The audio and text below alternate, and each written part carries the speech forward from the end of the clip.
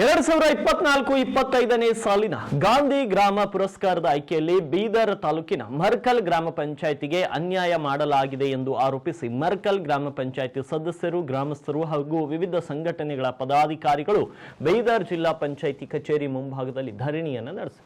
ಪುರಸ್ಕಾರದ ಸಾಲಿನಲ್ಲಿದ್ದ ಪಂಚಾಯಿತಿಗಳಲ್ಲಿ ಮರ್ಕಲ್ ಗ್ರಾಮ ಪಂಚಾಯಿತಿ ಅತಿ ಹೆಚ್ಚು 152 ಅಂಕಗಳನ್ನು ಪಡೆದಿತ್ತು. ಬರೂರು 142 ಹಾಗೂ ಮನ್ನಳ್ಳಿ 122 ಅಂಕಗಳನ್ನು ಗಳಿಸಿತ್ತು. ಆದರೆ ಅಧಿಕಾರಿಗಳು ಕಡಿಮೆ ಅಂಕ ಪಡೆದ ಪಂಚಾಯಿತಿಗಳ ದಾಖಲೆಯನ್ನ ಮೊದಲು ಪರಿಶೀಲಿಸಿದ್ದಾರೆ.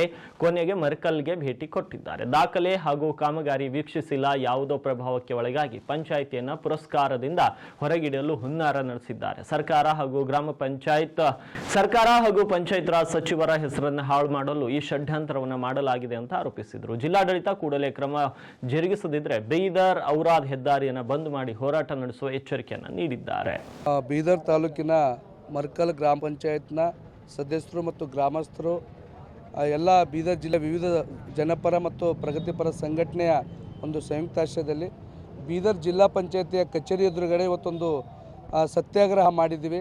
ಅದಕ್ಕೆ ಮೂಲ ಕಾರಣ ಏನಂತಂದರೆ ನಮ್ಮ ಬೀದರ್ನ ಮುಖ್ಯ ಕಾರ್ಯನಿರ್ವಹಣಾಧಿಕಾರಿಗಳು ಜಿಲ್ಲಾ ಪಂಚಾಯತ್ CEO ಅವರು ಕಾರಣ.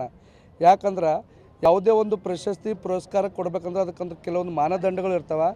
ಆ ಮಾನದಂಡ ಏನಪ್ಪ ಅಂದ್ರೆ 2024 ಮತ್ತು 25ನೇ ಸಾಲಿನಾಗ ಬೀದರ್ ಜಿಲ್ಲೆಯಲ್ಲಿ ಗಾಂಧಿ ಗ್ರಾಮ ಪಂಚಾಯತ್ ಪುರಸ್ಕಾರ ಅಂತ ಕೊಡ್ತಾರೆ. ಮಹಾತ್ಮ ಗಾಂಧೀಜಿಯವ್ರ ಹೆಸರು ಗ್ರಾಮ ಪಂಚಾಯತ್ ಡೆವಲಪ್ಮೆಂಟ್ ಆಗಬೇಕು ಅನ್ನೋದು ಭಾಳ ದೊಡ್ಡ ಒಂದು ಉದ್ದೇಶ ಇಟ್ಕೊಂಡು ಕೊಡ್ತಾರೆ.